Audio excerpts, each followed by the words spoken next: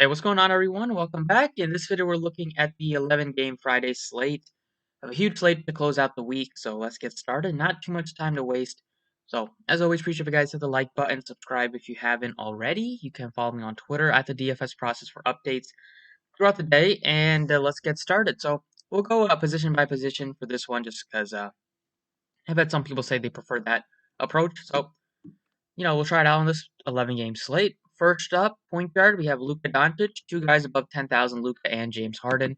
They're only separated by $100, so definitely prefer Luka over Harden, like 10 times out of 10. I had a pick between one of them, just with Harden having to deal with Kyrie Irving, who took the most shots on the team. Harden only took 14 shots, and that one game went into double overtime. Played 50 minutes, so that's a bit concerning considering just how much usually he will shoot. But they just have a lot of guys that will take shots with Harden, Kyrie, Durant, and then like Joe Harris will take a lot of threes. So I'm not that interested in Harden at 10-8. Trae Young looks appealing in this spot, especially if they are still shorthanded, if they're still missing Cam Reddish. If they're still without DeAndre Hunter, then I think Trae Young is in a really good spot. That game also, I believe, went into overtime. But he looked fine if they're missing some bodies still. I like Fox a bit. I like him a little bit more on Fanduel just with his price tag, but he's playable at 8,800 on Draftkings. I think I like Buddy Hield a little bit more just based on price, but Fox gives you a ton of upside as he has shown this season. I prefer Russell to Fox. I like Oladipo to Fox as well, just both a little bit cheaper. I would definitely pay 8,000 for Oladipo. It's still another game without John Wall. I think they said he's going to miss a couple more, like 3 more. So a couple more where we get Victor Oladipo playing the point guard position. He had another solid game, even though he shot 7 of 22. Just love to get guys that are going to be aggressive. He's taken 20 shots in both meetings that he's played with the Rockets this season. His own minutes have kind of been a little bit low at 31 and 32, but who knows? Maybe if they put him out there for like 34, 35, if he's playing well. I mean, if they are in the game and it's very close, even though both of those games were pretty close. So a little bit surprising that he wasn't getting 34 to 36 minutes. Also, Christian Wood is out for this one, so just going to have to be a little bit more offensive scoring responsibility on Oladipo. So for that reason, I think he looks like a great play at 8,000. Brogdon looks fine as well at 82. I think SGA seems to be a bit of a pass just because that matchup is a bit scary against the Clippers when you have so many other guards that should be in close games. So I'm not that interested in SGA. LaMelo Ball is a bit too expensive at 78, I think, when you have Oladipo right there. You just have so many good point guard options on an 11-game slate. We'll see about the Toronto News. If Pascal Siakam is out, then that would open up Van Fleet. That would open up Kyle Lowry, but we'll have to wait on that. I'll wait on the news. He's questionable right now, so hopefully we get that before 7 o'clock.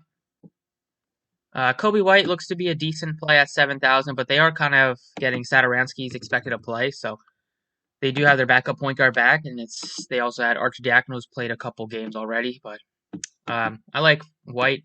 I like him more on FanDuel, but he's fine on DraftKings at 7K. And then going below $7,000 here, you have pretty decent price tags on like Devontae Graham, who's 6,200.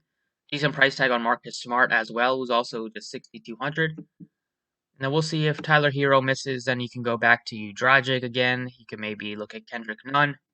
Hopefully Dragic plays because, hopefully Tyler Hero plays because don't really want to pick between those two. And then not that interested in Cole Anthony anymore. Only played him like once. But not that interested with Evan Fournier back. Played last game and he took like 20 plus shots. So Fournier can definitely play the point guard spot if they need him to. And then below 5,000, not getting a ton that jumps off. Maybe you can look at George Hill, but he's kind of quickly declining value, especially in this tough matchup. We could take a shot on below 4,000. You have plenty of cheap options. You have maybe Maxey if Curry is out again for conditioning reasons, but expect Curry to play. So maybe you can look at Lou Williams for tournaments. He's only 3,700. That price tag is gotten just unbelievably low right now. He was mid 4K. He was even in the 5K range. He's not playing a ton of minutes, but it was a blowout against the Kings, so he lost the rotation, and then he just played really bad against the Pelicans. They do have a lot of bodies, so if he's not playing well, he's not going to get the minutes, but I think he's worth a tournament tournament throw or tournament dart throw. And then you have like McLaughlin, who's 3,400. He's gonna play backup point, especially without like Ricky Rubio and just without a lot of the role players. He's playing around like 20 minutes. Can hit value in this great matchup against the Hawks. And then you have Aaron Holiday, also a decent play, but now that they have Jeremy Lamb back, he's not gonna get you a ton of upside. So point guard, I like Oladipo. I like a lot of the more of the expensive guys, and you can look at cheap with like McLaughlin. At shooting guard, I like Zach Levine. He's 9,500. He's been really fun to watch this season. He's scoring at a really high clip, assisting at a high clip as well. So he's playing a ton of minutes. Like Oladipo might get you like 31, 32, but Zach Levine, if this game is close, he's going to play like 36 to 38. So like Zach Levine a lot if you have the salary to pay up for him. I also love D'Angelo Russell. 8,700. I think he looks great in this matchup against the Hawks. He's been playing great, shooting the ball well, which is what you want. Hopefully, he can stay hot. It's a really good spot, so expect him to be able to kind of continue his good shooting in this matchup. Should be a really high scoring game, and he did kind of go nuts against this team earlier, so you know that he can have success given the matchup. And the Hawks, they are about middle of the pack defensively, but if they're still missing like some of their better defensive players like Cam Reddish, matchup against Trae Young should be an easy one for D'Angelo Russell. Other guys to look at shooting guard, Colin Sexton, fresh off of his 42-point scoring effort. He went absolutely bonkers in overtime, scored 20 straight points, which is extremely hard to do. But I probably won't be going back to him. Not that I did in the first place, but I don't think you need to go back at 73. That game went double overtime, and he got like third of his DraftKings, well, more than a third of his DraftKings points in the overtime periods. And they're also getting Garland back today, so Sexton, I think he's a fade, especially if people jump on him based on what he did last time. Looking at below 7,000, I think Malik Beasley looks okay, but I prefer D'Angelo Russell, $1,800 more. I like Buddy Hield a little bit. He's 64. His minutes are a lot more secure this season without Bogdanovich. 2 out of their last 3 have been blowouts, so he's only played 29 minutes in both, but in close games, you're getting 36 to 38 minutes. He's going to shoot a ton. The Knicks have actually been good defensively this season, but he's cheap enough to where I don't mind taking a shot at home. The Knicks also on a back-to-back, so maybe their defense suffers a little bit. So Buddy Hield looks like a good option. I like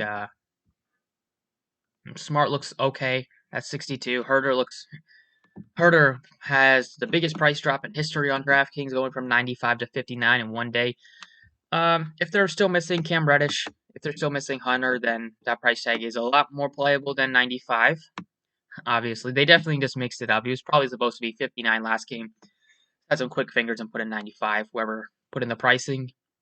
But that's going to be based on if Reddish is out. So other guys to look at, you have Evan Fournier. He's only 5,400. I think he looks like a good option. He's played 28 minutes in his return after missing almost a month. Was pretty solid out there. A little bit rusty with the shots, but scoring 32 DraftKings points at 5,200.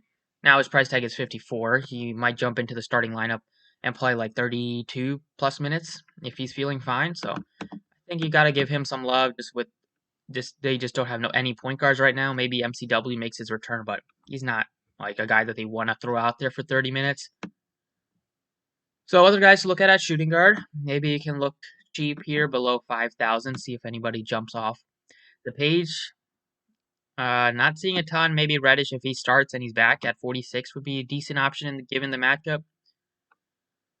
So not a ton that's really sticking out at shooting guard. So it feels like a good spot to kind of pay up.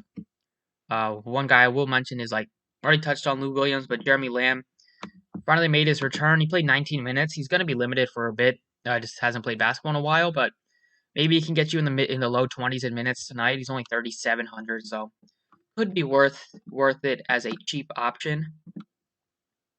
Moving on to small forward, it's a spot where you don't have a ton at the top besides Durant is super expensive at 10,700.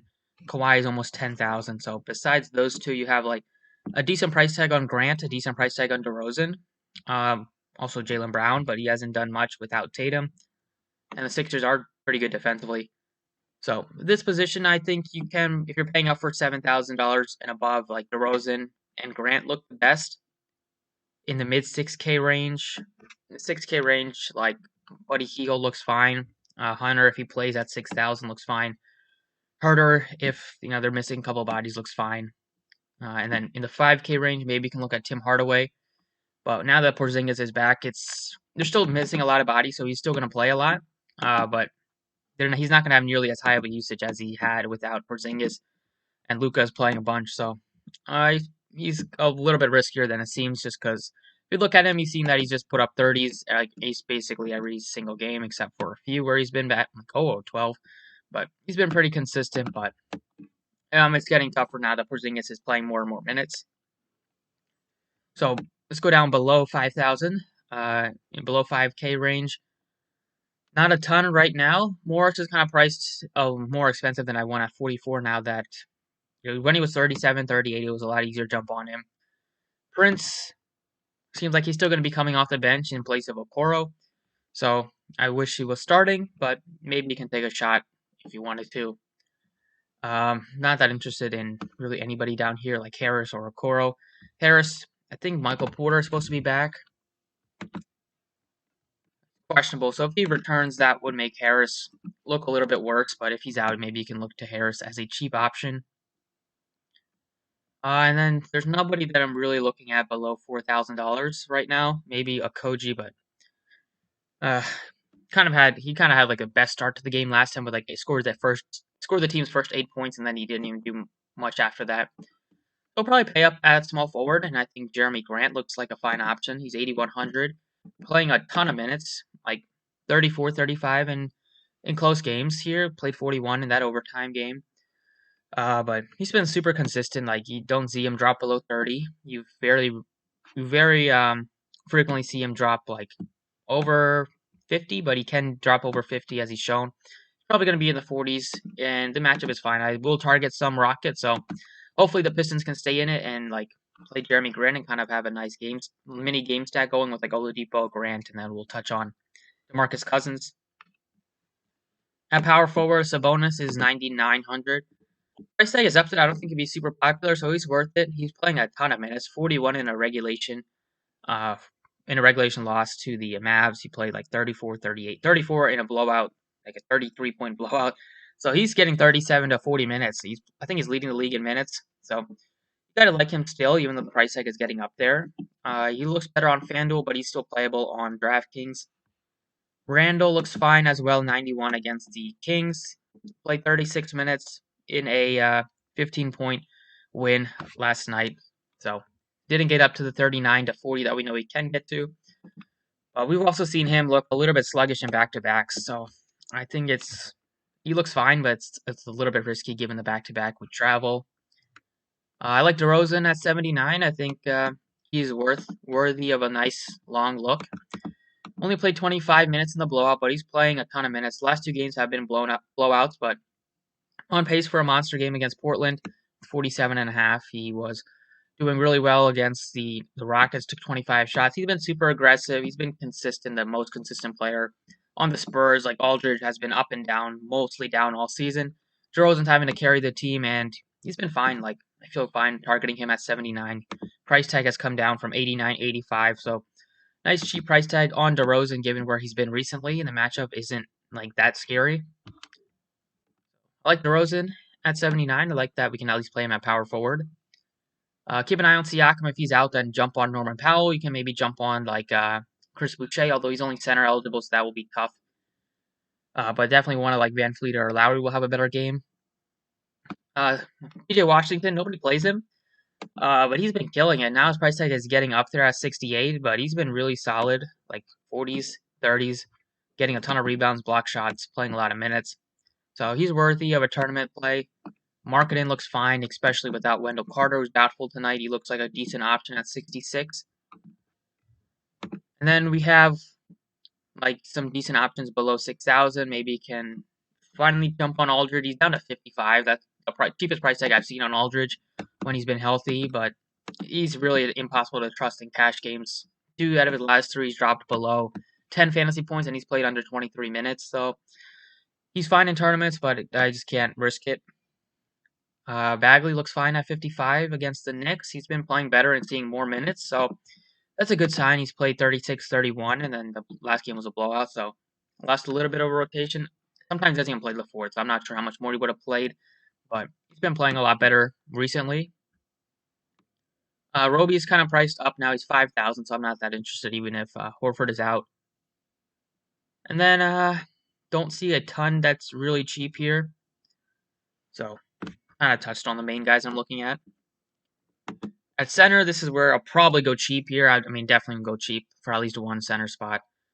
Jokic is 11,000. He's been awesome all season. He's not going to get a ton of ownership today just because you have a couple of really cheap centers that look really good. But he's always in play. The guys that I will touch on are like Clint Capella's been killing it. He dropped 676. Did not think that he had a 76 burger in his bag, but was absolutely awesome. And it's another easy spot against this undersized Minnesota team. So I won't be on him because I like a couple of cheap guys, but I wouldn't be shocked if he has another good game. Same thing with Vucevic, who's down to 89. He also looks strong.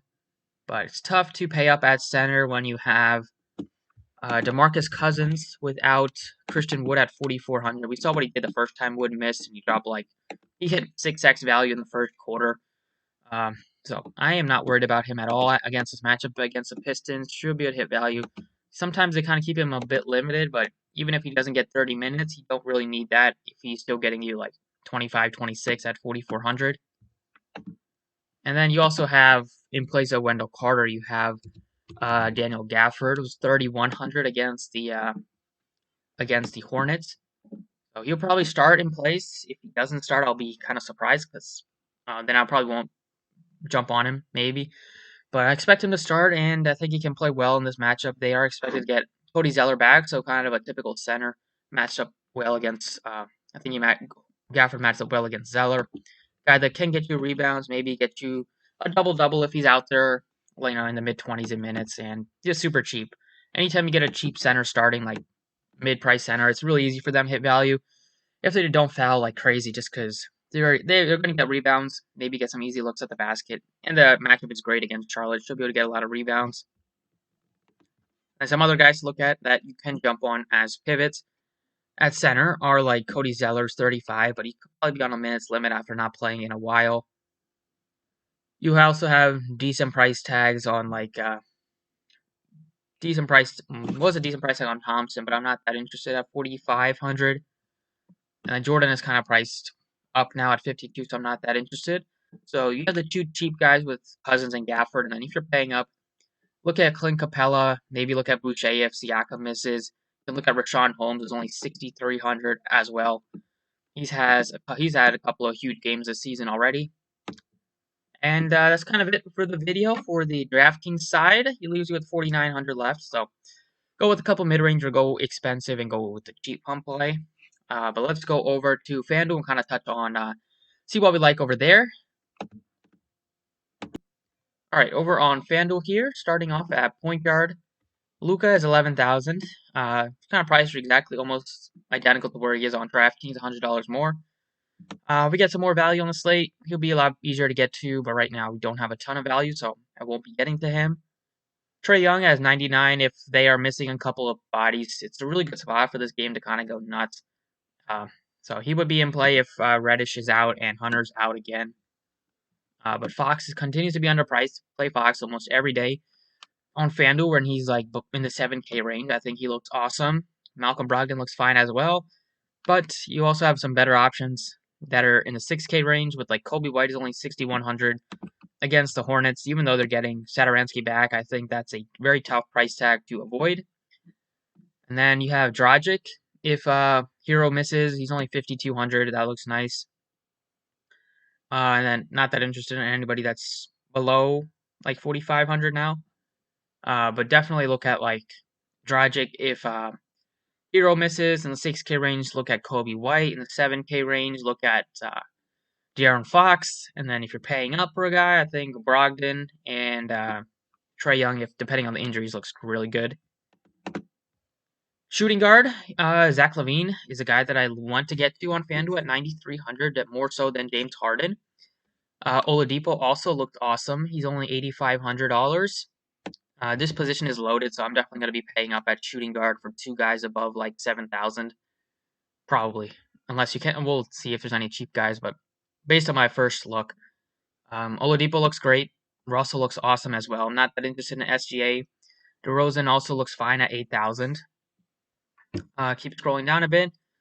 Devin Brooke has gotten to a point where he's worthy of a look on FanDuel. He's only 7,400, and nobody really plays him, and I haven't played him at all. But he's gonna have a big game once, probably sometime soon, like once or twice. At least a couple times this season, he's gonna go nuts, and he hasn't happened yet in 13 games. So probably due for a big like 40, 45 point night.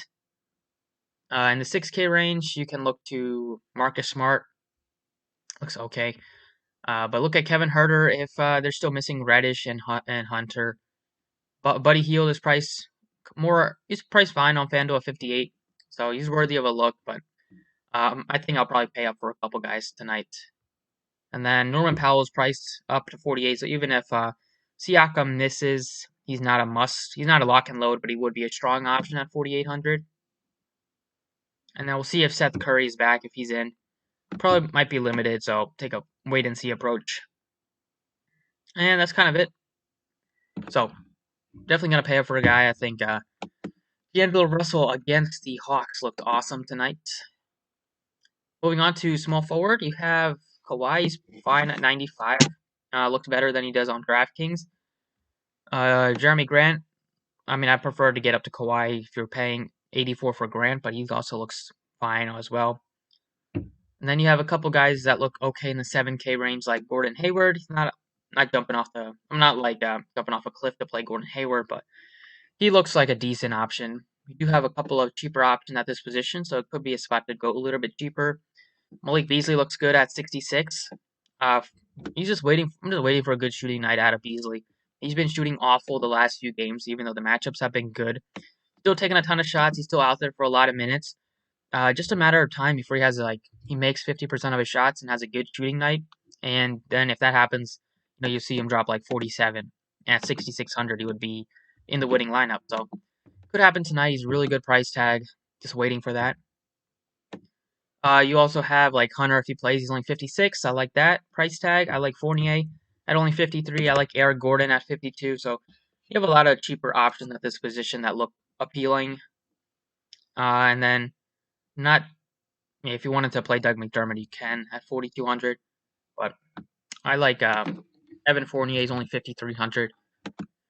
Expect him to kind of get a bump in minutes tonight after his first game back. At power forward, we have a really nice price tag on Sabonis. He's 93 compared to 99 on DraftKings. So definitely looks a lot better on FanDuel. You can also go to Julius Randle, who looks fine at 90 or 8,900. Not that interested in Bam. Not that thrilled. We can go Porzingis just because he can have a huge game in the block to drop like 50, 60 FanDuel points. Boucher, I'm not that interested right now. Same thing with Jared Allen. John Collins, depending on some injuries, he would be a little bit easier to get to, but he also looks fine at 68. Then you can go to Markkanen and Washington, two guys that I do have some interest in. I have no interest in Blake Griffin. Very little in like Aldridge. And then if you wanted to punt at this position, you have James Johnson, 47. It looks okay, nothing crazy. Isaiah Roby looks better on FanDuel at 45 compared to his DraftKings number. And that's mainly it. So I'll probably go up for Sabonis here, 93. Getting like 40 minutes out of Sabonis every single night if he's not in foul trouble. And matchup's not the easiest. Orlando is decent. This is like middle of the pack defensively. But they're at home. Should be a close game, I think. Now that Magic have 48 back, they at least have some offense. And for getting 40 minutes out of Sabonis, I think you'll be able to drop like 50 FanDuel points.